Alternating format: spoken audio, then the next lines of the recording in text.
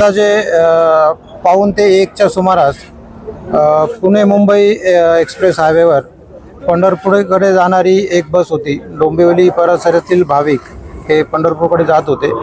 ते एक्सप्रेस हायवेवर एका ट्रॅक्टरला आदळून त्यांच्यामध्ये अपघात झालेला आहे।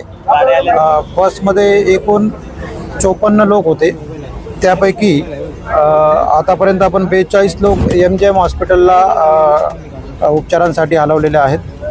त्याचप्रमाणे 3 लोक जे अत्यवस्थ होते ते सरकारी हॉस्पिटलला हलवलेले आहेत। आणि आतापर्यंत याच्यामध्ये MGM हॉस्पिटलला 2 आणि सरकारी हॉस्पिटलला 3 अशा 5 लोकांची डेथ डॉक्टरांनी डिक्लेअर केलेली आहे।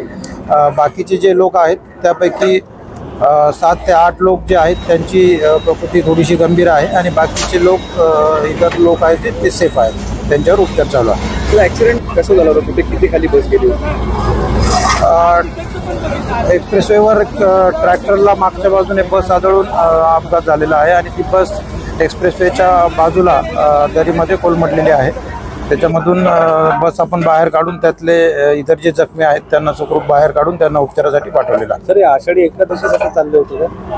हो, हे सगळे लोक पंढरपूर या ठिकाणी आषाढी एकादशीसाठी चाललेले होते। सर, हे प्रवासी कुठले होते आणि कोण आयोजक वगैरे होते का यांच्याकडे? काय बहुतेक सारे प्रवासी हे डोंबिवली निळजे लोढा या भागातील रहिवासी होते।